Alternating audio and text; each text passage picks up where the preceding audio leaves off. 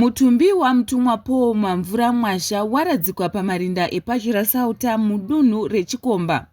Mutumwa Mwazha vakashaya vhiki yapfuura nomusi wechina vakapiwa nyembe dzegamba renyika nemutungamiri wenyika Comrade Emmerson Dambudzo Mnangagwa.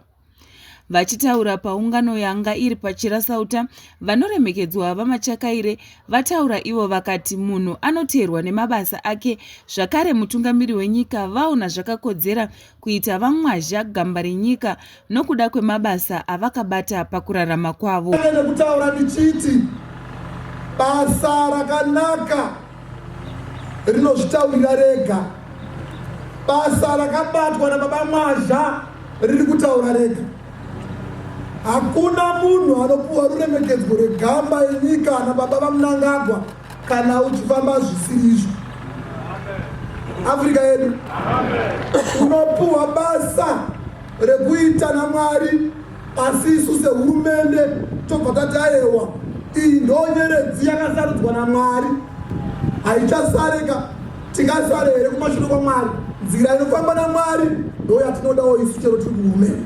Kunyangwe vaMwazha vakaitwa gamba renyika, veukama vaona zvakakodzera kuti vachengetwe kumarinda ekumusha kwavo. Vanga vakamiririra hofisi yemutungamiri wenyika vanoremekedzwa vaItai Ndudzo vataura vakati senyika tarasikirwa negamba uye munhu akange achizivikanwa pasi rose. Ngativanzwei vachitaura. VaMwazha vakaita mabasa akawanda anozivikanwa pasi rose. Vakabatsira mukurwa kwehondo yeChimurenga, vane munyori, vakanyora nhoroondo dzeChinamata, vane mabhuku anozivikanwa pasi rose. The Divine Commission of Paul Mwazha of Africa, Part 1 and Part 2.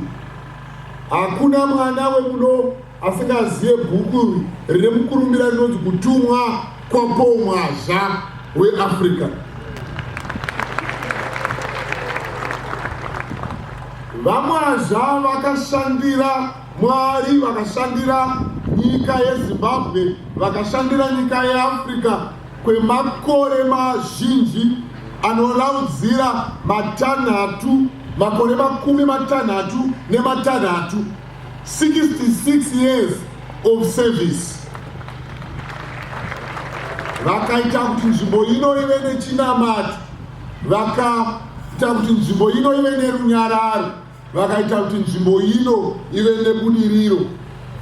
Chiremba Masimba Mwazha vanova ndivo vamiririra veukama vari zvakare mwana kumushakabvu vapa umboho hwekuti baba vavo vaMamvura Mwazha aive mubatanidzi mumhuri yavo. Baba vedu vanga vari munhu akaita sei, chichakaita kwavari muchidengu. Ndoyo kandi mwana mudiki ndine 5 years 6 years. Baba vakagara nani papo pavaigara, vane bhaibheri ravo, vane nzungu, vane maputi, vanja 1 month praying and fasting. Semwana akutodzidza kuti officially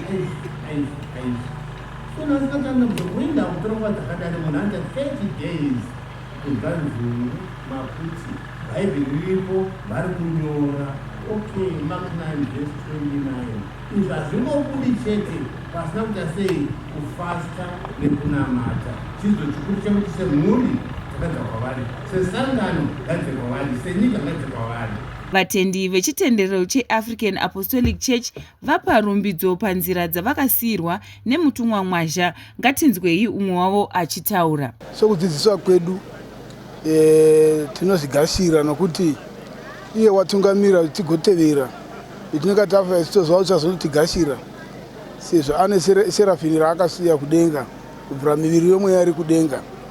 Tinotenda kuti izvezvi iye ndio uchafudza zvekereke namweya mutsvene.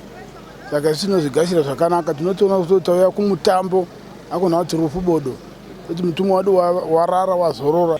Mabasa emutumwa Paul Mwazha acharangarirwa zvikuru zvichitevera vazhinji vamuremekedza kuburikidza nekushandurwa upenyu hwavo. Acharangarirwa semunhu aive nerudo uye aikurudzira dzidzo pamwe chete nekusimudzirwa kwemadzimai. Ndino wenyu mutori wenhau weFair.com, ndiri pano paChirasauta Shrine.